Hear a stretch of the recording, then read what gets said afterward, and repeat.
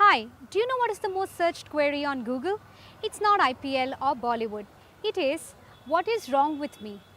Yes, it's Google before doctors. But hey, do you really want to take the word of someone who may not know any better than you and me? Hi, I'm Vineetha Athrey and I'm a journalist and an author. And I welcome you to Mallige Answers, where I catch up with renowned doctors from Mallige Hospital to answer questions on health and well-being. Join me.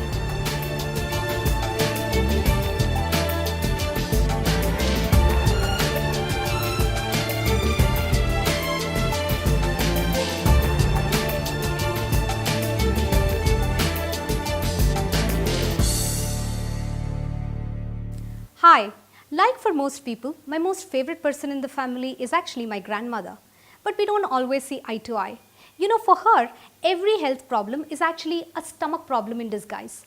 So I could be having fever, I might have a headache, and she's like, what did you eat? What time did you eat last night?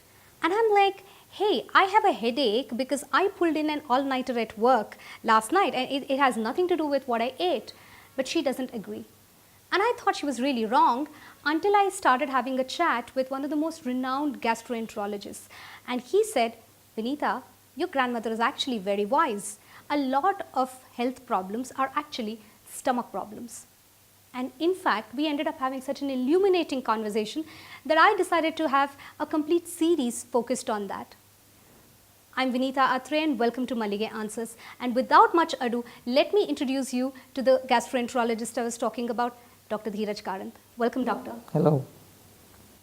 Doctor, first of all, why are gastro problems so rampant these days? Is it purely physical or is there an emotional component to it such as stress or something else?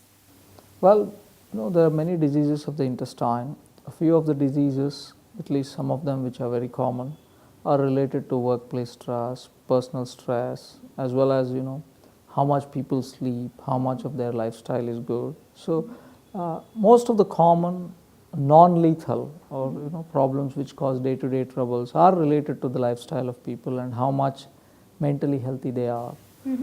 So it does have a bearing on many gastrointestinal diseases. Does it also mean that not all gastro problems can be cured purely by medicine? Well, most problems cannot be cured only by medicine. The mental setup is the most important key, whatever the disease. So to start with, what are the most common type of gastro problems that you have encountered as a doctor? Rather than most common problems, there are some problems which people are scared about, like jaundice, for example. Sure. The other common problem which is non-lethal is an irritable bowel syndrome. And of course, alcohol causes its own wide range of problems even in the intestine. The first thing you mentioned is jaundice and the entire plethora of social taboos that are associated with it. What is the real cause of jaundice? Well, jaundice can be due to, for a common man, it can be due to two reasons. Either there is an obstruction to the flow of bile from the intestine, from the biliary tree, that is from the liver into the intestine, or there can be some damage to the liver, which is the source of production of bile. When there is an obstruction, it has to be mechanically relieved, either by a surgery or by an endoscopic therapy for a stone or for a tumor or something like that, or by surgical therapy. Now that type of jaundice requires an aggressive care by the doctor. He will recognize it the moment you go. The other jaundice in which the liver gets damaged is quite common.